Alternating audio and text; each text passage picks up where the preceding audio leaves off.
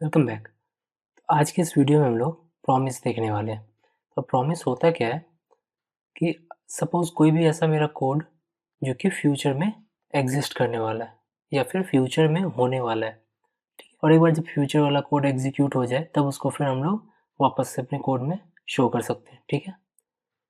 Okay, तो अब इसको देखते हैं कि कैसे प्रॉमिस को कोड में यूज़ करते हैं।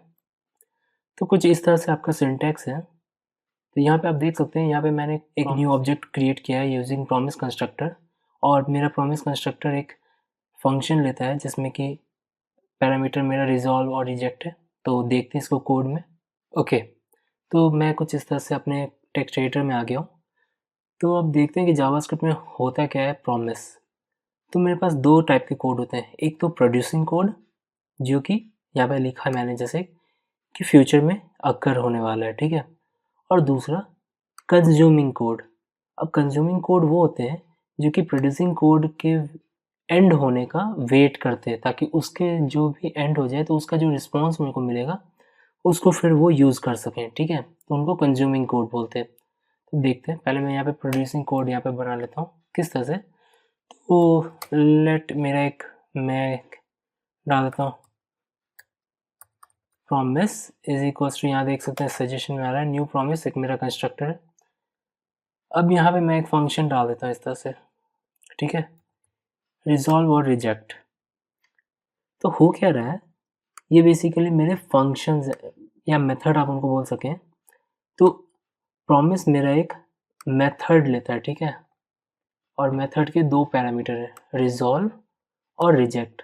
इसको देखते हैं ये होता कैसे है, ठीक है? और जैसे ही मेरा कंस्ट्रक्टर कॉल होगा तो इसके अंदर का आपको वो कोड लिखना है जिनको आपको फ्यूचर में रन करवाना है। तो कोड फॉर फ्यूचर ऐसे डाल दिया हूँ, ठीक है? तो सपोज मैं किसी एक URL पे रिक्वेस्ट किया, ठीक है? तो चांसेस क्या है, या तो मेरे को रिस्पॉन्स मिलेगा या तो रिस्पॉन्स नहीं मिलेगा, या फिर नेटवर्क कॉल है तो थोड़ा टाइम लग सकता है रिस्पॉन्स मिलने में, ठीक है? तो जब तक रिस्पॉन्स नहीं मिलता है या फिर जब तक एरर का कंफर्मेशन मैसेज नहीं आ जाता कि हाँ कोई एरर ओकर हो गया है, तब तक तो मेरे को वेट करना होगा। तो फिर मैं क्या करूँगा, यहाँ पे इस तरह से, मैं अभी नेटवर्क कॉल नहीं कर रहा हूँ, मैं आपको नॉर्मल दिखा देता हूँ। जैसे लेट मेरे पास एक वेरिएबल है a इज इक्वल्स टू 10, ठीक है? और मेरे पास एक वेरिएबल मान लेता हूँ b इज इक्वल्स टू 20, ठीक है? अब मैं चेक कर लेता हूँ कि if a equals to b, ठीक है? तो अब ये क्या हो रहा है कि मैं यहाँ पे पहले चेक कर रहा हूँ कि क्या a और b आपस में इक्वल है। अगर इक्वल होगा तो मैं क्या करूँगा, रिजॉल्व वाले मेथड को कॉल करूँगा कि हाँ भाई मेरा कोड सक्सेसफुली एग्जीक्यूट हो चुका है। तो यहाँ पे मैं लिख दूंगा कोड एग्जीक्यूटेड सक्सेसफुली, ठीक है? और इन केस अगर कोई मेरा एरर आ जाता है तो मैं यहाँ पे लिख दूंगा रिजेक्ट, और यहाँ पे डाल दूंगा फेल्ड, ठीक है? तो इसका मतलब क्या हुआ कि अगर मेरा ये कंडीशन सक्सेसफुली हो जाएगा अगर एग्जीक्यूट, तो मैं रिजॉल्व कर दूंगा, और ये मेरा मैसेज है कि हाँ अगर रिजॉल्व हुआ है तो मैं क्या मैसेज को पास किया हूँ, ठीक है? इन मैसेज को आप यूज़ कर सकते हैं बाद में। और अगर फेल होता है तो मैं रिजेक्ट के अंदर मैसेज पास कर रहा हूँ कि भाई क्या एरर आया है, या जो भी मैं अपना मैसेज डालना चाहूँ यहाँ पे, ठीक है? तो ये कुछ इस तरह से मेरा प्रॉमिस बन के रेडी है, यानी कि प्रोड्यूसिंग कोड मेरा बन के रेडी है। अब आ जाते हैं इसके कंज्यूमिंग कोड पे। तो क्योंकि यहाँ पे मैंने एक प्रॉमिस ऑब्जेक्ट क्रिएट किया था, मैं उसको यहाँ पे यूज़ करूँगा प्रॉमिस डॉट। अब मेरे पास क्या है कि किसी भी प्रॉमिस को कंज्यूम करने के लिए मेरे पास है देन मेथड, ठीक है? अब देन मेथड क्या होता है, देन मेथड के अंदर हम लोग जो भी मेरा कोड एक बार एग्जीक्यूट हो रहा है, ये जो मैंने यहाँ पे लिखा है इस तरह से, ये जब तक एग्जीक्यूट नहीं हो जाता है तब तक ये यहाँ पे वेट करेगा, और जब ये एग्जीक्यूट हो जाएगा उसके बाद आपको क्या करना है वो है यहाँ पे, ठीक है। तो यहाँ पे आप इस तरह से एक एरो फंक्शन लिख सकते हैं। सपोज इसको मैं लिख देता हूँ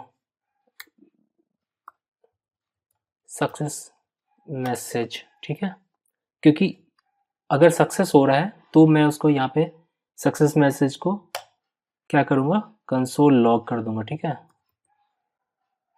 और यहाँ पे लिख देता हूँ, ठीक है। और इन केस अगर फेल्ड हो जाता है तो यहाँ पे मैं लगा दूंगा डॉट कैच, ठीक है। और कैच क्या है, वो भी मेरा एक मेथड लेता है, और यहाँ पे मैं लगा दूंगा इस तरह से। और कैच जो मेथड ले रहा है उसमें भी मैं इस तरह से एरर मैसेज लगा सकता हूँ, ठीक है, ओके। तब इस कोड को अब एग्जीक्यूट करके देखते हैं। तो सबसे पहले यहाँ देखिए क्या हो रहा है। मैंने एक प्रॉमिस ऑब्जेक्ट बनाया है यूजिंग प्रॉमिस कंस्ट्रक्टर, और क्योंकि ये कंस्ट्रक्टर एक फंक्शन लेता है तो मैंने एक फंक्शन यहाँ पे पास किया हुआ है। और ये फंक्शन मेरा दो पैरामीटर ले रहा है, एक तो रिस्पॉन्स का और एक तो रिजेक्ट अगर हो जाता है मेरा उसके लिए, ठीक है। तो मेरे को जो भी टास्क परफॉर्म करना है, अब ये टास्क मैंने बेसिक सा लिया हुआ है, यहाँ पे कुछ भी आप टास्क परफॉर्म करवा सकते हैं जो आपको लगता है कि थोड़ा डिले हो सकता है उसके रिस्पॉन्स को आने में, ठीक है। तो let A is equals to 10 B is equals to 20, अगर ए बी के इक्वल है तो कोड एग्जीक्यूटेड सक्सेसफुली और एल्स कोड फेल्ड, ठीक है। तो यहाँ पे तो नेचुरल सा बात है, ये फेल होने वाला है क्योंकि ये कंडीशन सेटिस्फाई नहीं करेगा। तो क्या होगा, रिजेक्ट मेरा मेथड कॉल होगा और उसके बाद क्या होगा, कोड फेल्ड मैसेज मेरा पास हो जाएगा रिजेक्ट के अंदर। तो एक बार जब मेरा प्रॉमिस परफॉर्म होना शुरू हो गया और वो सक्सेसफुली एग्जीक्यूट हो गया, तब उसके बाद मैं क्या कर रहा हूँ, चेक कर रहा हूँ कि ये मेरा सक्सेसफुली एग्जीक्यूट हुआ है कि नहीं हुआ है। क्योंकि ये सक्सेसफुली एग्जीक्यूट नहीं हुआ है तो यहाँ पे सक्सेस मैसेज मेरा कंसोल लॉग नहीं होगा, और क्या होगा, सीधा मेरे कैच ब्लॉक में चले जाएगा। और कैच ब्लॉक में जाने के बाद क्या होगा, मेरे को ये एरर मैसेज मिलेगा। अब ये एरर मैसेज वही होगा जो एरर मैसेज मैंने यहाँ पे पास किया था, ठीक है। फिर उसको मैं यहाँ पे लॉग करवा रहा हूँ। तो देखते हैं आउटपुट। अब देख सकते हैं यहाँ पे आ चुका है कोड फेल्ड, जो कि इस रिजेक्ट की वजह से आया हुआ है, ठीक है। अब मैं क्या करता हूँ, यहाँ से नॉट इक्वल्स टू लगा देता हूँ, ठीक है। अब देखते क्या आता है। तो कोड एग्जीक्यूटेड सक्सेसफुली आया है, क्यों, क्योंकि हमें पता है 10 और 20 आपस में नॉट इक्वल्स टू है, ठीक है। तो इस तरह से आप यहाँ पे कोई भी कोड लगा सकते हैं, और जब वो कोड एग्जीक्यूट सक्सेसफुली होगा या फिर जो भी फेल्ड हो जाएगा, और एक बार जब ये कंप्लीटली यहाँ पे कोड एग्जीक्यूट हो चुका होगा उसके बाद मेरा ये टास्क परफॉर्म होगा। और फिर अगर सक्सेस हुआ तो सक्सेस मैसेज, और अगर एरर हुआ तो एरर मैसेज आप लॉग कर सकते हैं। तो आई होप आपको समझ में आ गया होगा कि प्रॉमिस किस तरह से काम करता है। और इन केस अगर आपका कोई भी कंसेप्ट अधूरा रह गया होगा या फिर कोई भी अगर प्रॉब्लम आ गया होगा समझने में, तो आप प्लीज़ कमेंट सेक्शन में बताइएगा, मैं उन प्रॉब्लम्स को न्यू वीडियोस में कवर करने की कोशिश करूँगा। तो thanks for watching this video. अगर ये वीडियो पसंद आया तो अपने फ्रेंड्स के साथ शेयर करें, और मिलते हैं नेक्स्ट वीडियो में। Till then bye and happy coding.